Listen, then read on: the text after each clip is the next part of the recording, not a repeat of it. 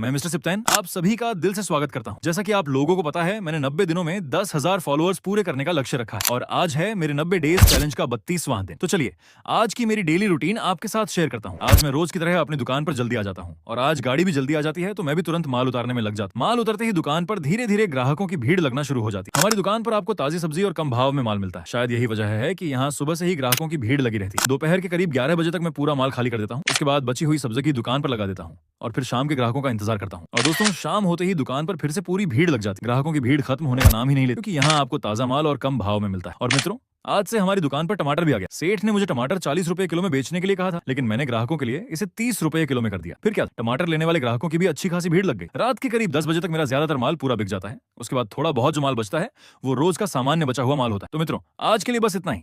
अगर आपको मेरी ये डेली रूटीन वाली वीडियो पसंद आई हो तो वीडियो को लाइक और शेयर जरूर करना। मिलते हैं अगली वीडियो में, तब तक के लिए धन्यवाद। जय हिंद।